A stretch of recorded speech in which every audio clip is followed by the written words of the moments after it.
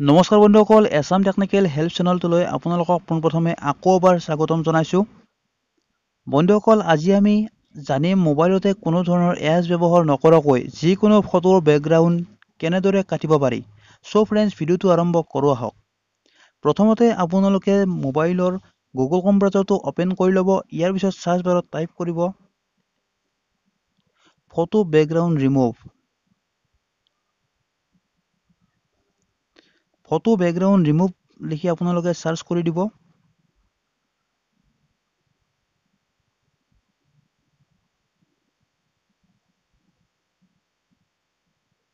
এনেদৰে photo background remove লিখিব আৰু ইয়াতে আপোনালোকে সাৰ্চ কৰি দিব।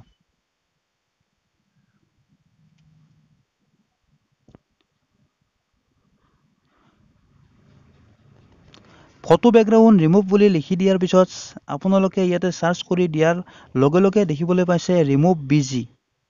ইয়াতে আপোনালোকে দেখিবলৈ পাইছে ৰিমুভ বিজি অৰ্থাৎ ৰিমুভ বেকগ্ৰাউণ্ড। ইয়াতে ৰিমুভ বিজি ক্লিক কৰি দিয়ক।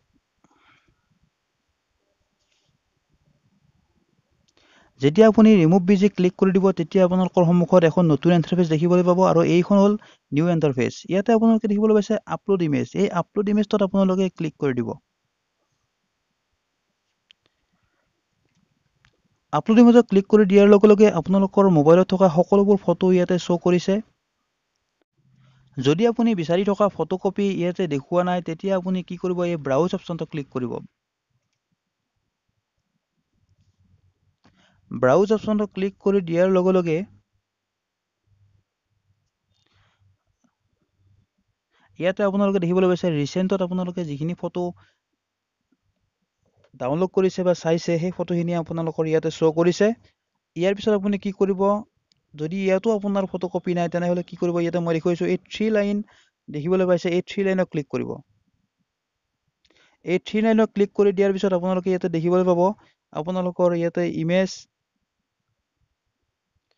ইয়াৰ পিছত আপুনি ফাইল মেনেজাৰ, এই ফাইল মেনেজাৰ যদি আপোনাৰ ফটোকপি আছে তেনেহ'লে এই ফাইল মেনেজাৰত ক্লিক কৰিব।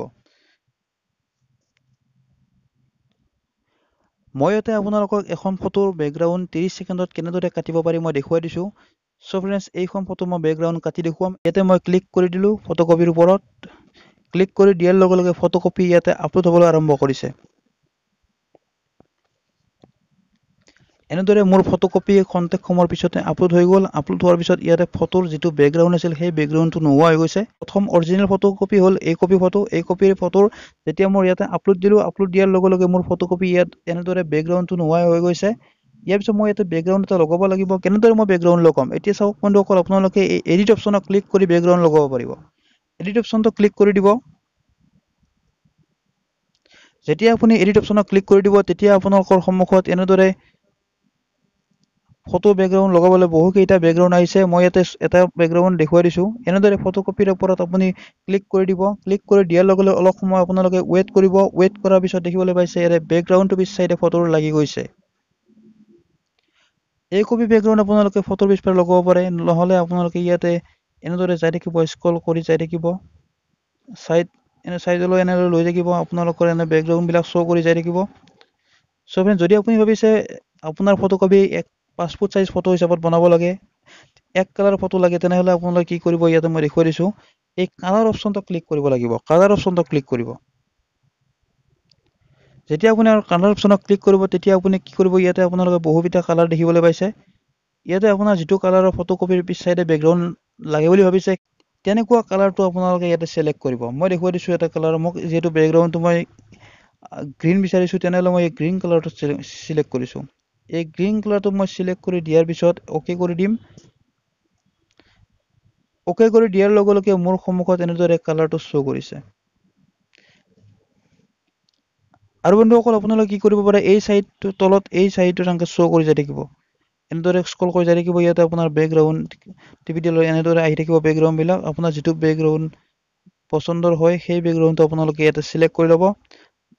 এনেদৰে বেকগ্ৰাউণ্ডবিলাক আহিছে। মই এই বেকগ্ৰাউণ্ডটো মোৰ ভাল লাগিছে, গতিকে মই এই বেকগ্ৰাউণ্ডটো এতিয়া ছেভ কৰি ৰাখিম। ফটোখন কেনেদৰে ছেভ কৰিম সেইটো মই দেখুৱাই দিছোঁ। ইয়াতে ওপৰত আপোনালোকে দেখিবলৈ পাইছে এই ডাউনলোডৰ নিচিনা এইটো এৰো আছে। এই এৰোডালত ডাউনলোডৰ এৰোডালত ক্লিক কৰি দিব। এই ডাউনলোডৰ এৰোটোলৈ ক্লিক কৰি দিয়াৰ লগে লগে আপোনাৰ দুটা অপচন ইয়াতে দেখিবলৈ পাইছে, শ্বেয়াৰ ইমেজ আৰু ডাউনলোড ইমেজ। ইয়াৰে ডাউনলোড ইমেজত আপোনালোকে ক্লিক কৰি ফটোকপি ডাউনলোড কৰি ল'ব পাৰিব, লগতে শ্বেয়াৰ ইমেজত ক্লিক কৰি হোৱাটছআপ ফেচবুকত আপোনালোকে ফটোকপি শ্বেয়াৰ কৰিব পাৰিব। মই ইয়াতে ডাউনলোড ইমেজত ক্লিক কৰি ফটোকপি ডাউনলোড কৰি লৈছোঁ। ইয়াতে ডাউনলোড ইমেজত ক্লিক কৰি দিয়াৰ লগে লগে ফটোকপি ইয়াতে আপোনালোকৰ ডাউনলোডৰ বাবে এটি পপআপ নটিফিকেশ্যন আহিছে। ইয়াতে ডাউনলোডত ক্লিক কৰি আপোনালোকে ফটোকপি ডাউনলোড কৰি ল'ব পাৰিব। ডাউনলোডত ক্লিক কৰি দিয়াৰ লগে লগে মোৰ ফটোকপি ডাউনলোড হৈছে। এতিয়া মই ফটোকপি চক আপোনালোকৰ সন্মুখত অপেন কৰি দেখুৱাম।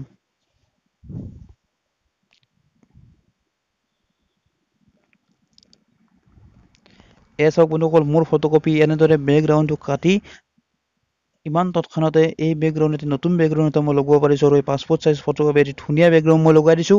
এনেদৰে আপোনালোকে হঠাতে কেতিয়াবা প্ৰয়োজন হোৱা ফটো একপি এনেদৰে কাটি 30 ছেকেণ্ডৰ ভিতৰতে বেকগ্ৰাউণ্ড চেঞ্জ কৰি ল'ব পাৰিব। বন্ধুসকল, যদি আশা কৰিছোঁ ভিডিঅ'টো চাই ভাল পাইছে তেনেহ'লে লাইক আৰু শ্বেয়াৰ কৰিব, লগতে চেনেলটো এতিয়ালৈকে যদি ছাবস্ক্ৰাইব কৰা নাই বেল আইকনটো নিশ্চয় দবাই দিব।